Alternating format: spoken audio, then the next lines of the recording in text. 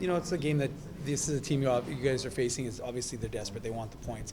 Not to say that you guys didn't, but did you see that they came out with a little bit more urgency to start that contest? Yeah, that's probably a good way to put it. I think they're fighting for their lives right now, and they came in here with a mission, and they beat us in these two games. I think. For whatever reason, we looked a little tired. I think it's maybe some of the road trip catching up with us. I know we played a few games in between there and that road trip, but it's like, the energy level seems to be a little bit low. So, we'll have to figure out a way to pick that up for the next game. And is that one of the things where you guys have to really figure out as a coaching staff how to maximize that? So if tomorrow, I can't remember what the schedule is, but maybe give those guys time to rest because you have a game on Thursday? Well, sometimes it's that. I think sometimes it's, I don't know. I didn't think our execution was the greatest tonight, and sometimes a little 30-minute practice helps with that. It's not too taxing, but it helps to get out there, have a bunch of puck touches, and get your hands back and get ready for the next game. Did you like the fact that even though your team wasn't, I shouldn't say out of it, they were never really out of it, but you guys always had chances. I mean, Greg hits the post, Tyrell hits the crossbar. There were always chances to be back in this hockey game, even if it wasn't you guys playing at your optimum.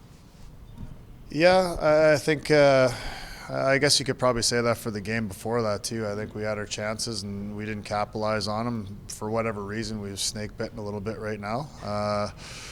But having said that, we get our chances, but we just can't give up their chances either. I think we'll have to look at the video again, but just we felt that we gave up too many slot shots these last two games. A lot of pucks coming right in 5 feet or in front of our net, and they're getting 1-2 shots at it. So we're going to have to buckle down on that for sure for the next game. You guys get any sort of explanation? Like Ashton gets that, what looks like a pretty clear boarding, and the refs don't call it. Do they come out? Do you guys say anything then? Is there any sort of explanation like, hey, we missed it because it's right there, puck's away, and he gets hit pretty hard into the boards? Yeah, I mean, I don't know. He got hit. We looked at it. We couldn't really on the video. It's hard to kind of see anyway. So, Ashton doesn't get too upset, and he was upset. So maybe it was. I don't know if it was a hit to the head or whatever. But hey, it's a fast game. Sometimes they don't see it, and it goes both ways. I mean, they can probably complain about a couple times that they miss penalties on their side. So it's.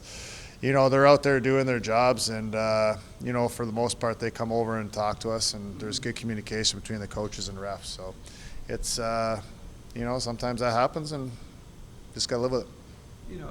You don't want to always look for the positive, but, I mean, one positive from today's game, Parker Ford gets his first goal in the pros, and what did you see from his game overall and from him scoring his first goal?